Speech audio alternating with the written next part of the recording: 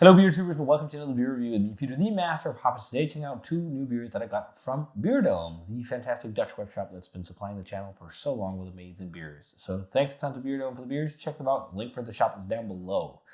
And the beers we're checking out today are from Copenhagen Commons in Copenhagen, Denmark, making some really awesome old money beers. It's the side project, you could say, of Insight Cellars, which is wild ale production, making fabulous stuff. I've only cracked 2 bottles so far, which was the Sunstead White Peach and the Sensei, which both were really good, but Sensei was bellissimo. And they even had some of their congruity blends, actually. I still think they might do on Beerdome, which are collabs they've done with Tommy Chef, Buffkunt, and well, of course, Inside Cellars, where they did some blending where they aged lambic and wild ale in some cool barrels, which will be fun to try. But we're trying 2 beers today, and we're trying Common House Copper, which is an English-style pale ale, and we're trying the good old days, the good old days West Coast Pale Ale. So American/West Coast Pale Ale and English Pale Ale will be really, really fun. Packaging dates are pretty much within each other, so I think it's pretty fine to compare them. And yeah, so Common House Copper is their English style pale ale, which is the one over here, fairly dark one, and the more copper one is the American pale ale. Well, I guess you could also debate that that's a darker shade of copper. So the English pale ale, let's see here, it's got a biscuity caramel malt sweetness and earthy hop flavor and aroma, creating a balanced drinking experience. The other one is that classic laid-back coastal essence, throwing back to old school West Coast beers. This is with Amarillo, Centennial, and Chinook hops. Really, classic American hops. But I think we're going to start with the English Pale Ale just because it's 5%, and I'm guessing it's going to be a bit more soothing and mellow compared to an American Pale Ale. So let's check it out. Pours a very nice dark amber color, chestnutty kind of brown. I think it's almost borderline kind of brown ale color. I think it's a shade lighter, but there's a lot of variation in color in English pales and bitters as well. It's it's in the copper realm, but I think it looks really dark brown on camera.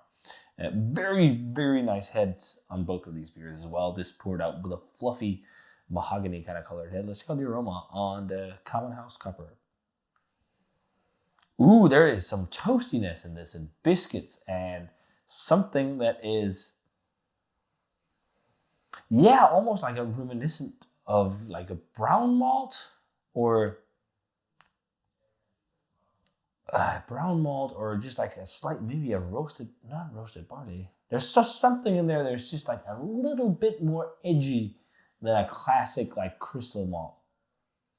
It could also just be a darker crystal malt. I'm not entirely sure. This is the grist. Water, barley, malt, hops, and yeast. So it's all barley. Interesting. It's got a lot of like doughy yeast character. Well, like doughy is usually breadiness, but there's like something like doughy, chewy about the yeast aroma on this, and a little bit of like that kind of English profile. But it's not loads. It's really malty, and then there's definitely some spicy hops underneath. It's quite different so I just had an English IPA from Verdant, and that one was much different than this. That one was not as malty and was more like hoppy and like yeast forward in terms of like fruitiness from yeast. But still smell nice. Let's try it. Cheers, and thanks to Beerdome for the beers.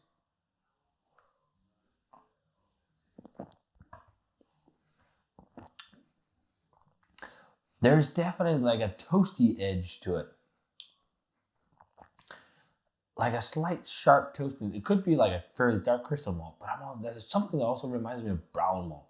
Brown malt is something very classically English as well. It's very commonly used in like imperial stouts. That's why I think it was at one point called Imperial Brown Stout or something like that, or Double Brown Stout and stuff like that.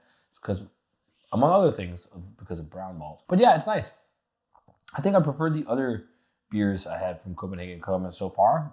I still think this is a good beer and it's well made, but I just want a little bit more yeast character. When I see English beer, what I yearn for, especially like if it's ESB or if it's like pale ale, whatever, is more of a pronounced yeast character. But it's nice. It's awesome that they're doing stuff like this. No one brews like English classic beers in Denmark. Let's move on over to the West Coaster. I love West Coast beers. I did a revisit recently, a while back, to the Goodle Sierra Nevada Pale Ale, and that beer still really, really holds up. So awesome that they did this. 6% again, Amarillo, Centennial, and Chinook. And I actually already had this on draft in Copenhagen, so I kind of know what to expect. So pours a copper color as well. It's more like rust orange, where the other one's like dark copper. And also like an off-white head on this one. This is actually the same color as Bisso, really, from Brewed that I recently had. Yeah, much more my jam. I mean, this is good, but that I can already smell. I could drink this for days.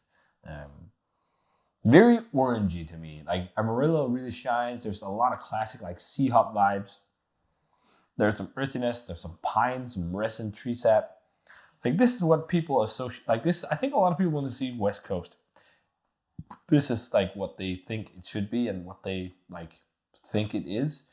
At least people who've not really experienced what's going on in the West Coast right now. Those beers are much more bright and like hop centric and fruity, which is, I think they're like my favorite kind of beers these days. Lagers and like the more modern West Coast IPAs. But this also smells banging.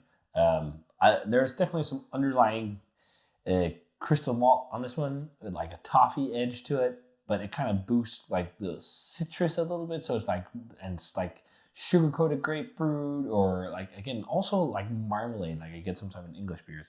Orange though, or grapefruit marmalade and pine. It actually smells better than the pint I had on tap, which is interesting because this is from let's see, the 27th of February. So it's not like a super fresh can, but it smells better. Let's try it. Cheers.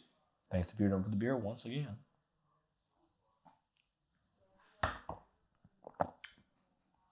Much more up my alley. That's really nice. Really balanced bitterness, but it's there. It could definitely have a bit more bitterness. Like Bisso was more bitter than this from Verdant as well, which was really interesting. It could also just be the water profile. But yeah, this is a crusher. This is an all-day drinker, although 6% will get you in trouble. I think this is nice, and like if you're a really old money beer geek, I think you'd like this a lot. But like, I think you can get more classic examples of English beer that is like I like more than that. But this is really good. Is it as good as it's like a Sierra Nevada Pale Ale? I don't know. You know, you'd have to compare, but you can see the inspiration. You know, very zesty, orangey, sweet citrus, orange marmalade, very sweet citrus forward actually on the palate. Grapefruit, the bitter grapefruit going in, going down. There's not too much of that like sugar-coated pink grapefruit and like sugary sweet kind of flavor because of like you usually think crystal malt, it would be a little bit sweet. I think it also depends on finishing gravities and ABV, but sometimes in double IPAs or stronger beers with crystal malts and like hoppy beers, you'll get that like sugar-coated pink grapefruit vibe if you use the crystal malts, because there's going to be a little bit more residual sweetness because it's stronger and everything.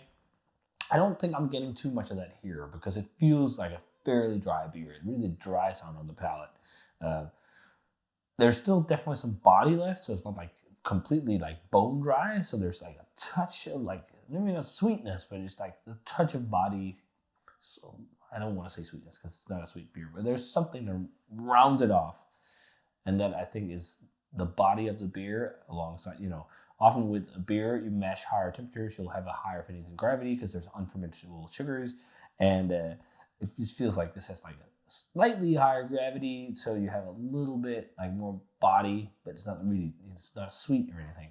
Really nice, like grapefruity, orangey, sweet citrus kind of tangerine flavor to it. Do they give them tasting notes themselves? Crisp malt backbone. They don't. Bursts of citrus and pine. Well, yeah, I definitely think a lot of citrus.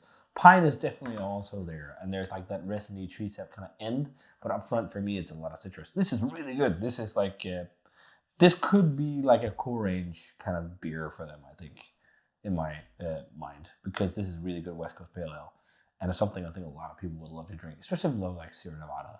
So in terms of grade, the keg beer version I had of this in Copenhagen, I was a little bit disappointed in it. It was not this level of fruity hop flavor, and that I would have probably graded below a 90, but like this can is pretty fucking banging. So this is like a 92, I think. This is really nice, more classic West Coast Pale Ale with exactly the flavors you want. I really dig this. And again, all day drinking. The English style pale ale, I'm getting a bit more of the yeast character now as it's set in the glass. It's also easier to smell because there's not as much beer in it. It's definitely got a bit more of a marmalade profile now that I dive into it. And less of that toasty note.